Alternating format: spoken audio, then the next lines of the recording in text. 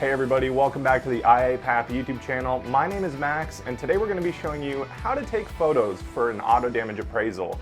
Now, this may seem kind of minuscule, but photos are actually really important, and it's something that gets complained about a lot by IA firms and insurance companies. Some people just don't seem to know how to take good photos. There's a certain set of photos that every single insurance company is going to require during an auto damage appraisal. Some companies will have a few extra things that they want you to get, but these ones that we're about to show you will almost always be required on an auto damage appraisal. This video is also part of our auto damage certification over at IA Path. That's where we teach you start to finish how to identify damage, how to put it on an estimate, put it all together and complete a claim. And then we mentor you throughout your journey as an IA. Without further ado, let's get into a pretty basic but a very important topic, which is photos. All right, so the very first photo we're gonna do is of the left front of the vehicle. Now I'm walking you around in a very specific order on purpose. I'm going to have you do the four corners first because that's a really big deal. It gives us a 360 view of the vehicle, and then we're going to go on to the rest of the photos. But we start at the left front every single time.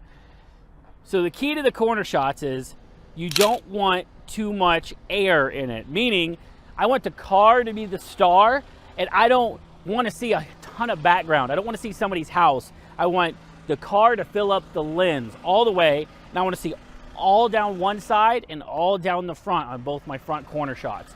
Now that we got the left front, let's move to the right front. We're going to do the same thing, making sure that we got all down one side and all of the front. Now we're going to move to the right rear, making sure all down one side and the back. Then I'm going to get what's called the left rear shot. Now at this point, this is one of those examples of not a perfect system, but to me, I'd rather you do it this way. You're gonna have to backtrack 2 steps to take a license plate photo.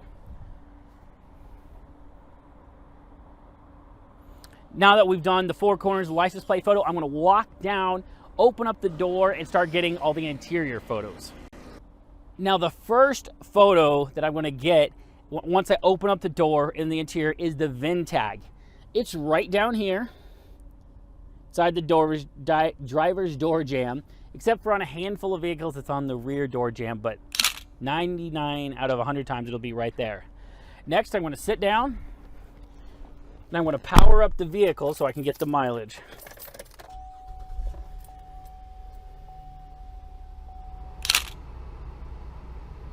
Once you get your mileage, you can turn the car off and go ahead and step back and take a picture of the dash and the steering wheel.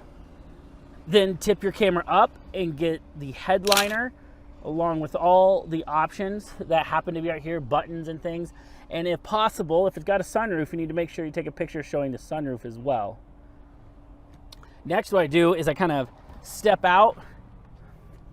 I get one of the driver's door and the driver's seat to make sure I'm showing all the options on the door trim. So when it comes to total loss or comes to vehicle options, I can look at this photo. Also, it gets the driver's power or seat options here. So whether it's the door trim or the driver's seat, I can see the options that this vehicle has.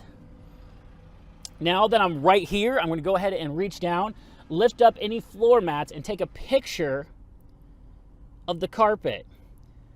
Now this is verifying the condition of the interior of the vehicle, because typically the driver's floor is in the worst condition and the driver's seat. So we're able to tell a lot about a vehicle's interior condition and prove to an insurance company the interior's vehicle condition by that. Since we're right here taking a picture of the carpet, I'm going to go ahead and reach up and pop the hood.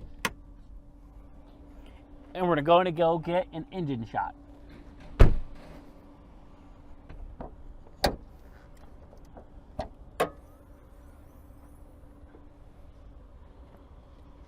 Now this is once again to show the condition of the engine in its current state.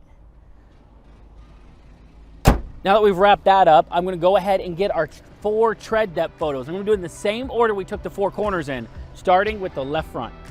Thanks for checking out the video. Hopefully you now have a better idea of what photos you're going to be required to take during an auto damage appraisal. Thanks for watching, everybody, and we'll see you next time.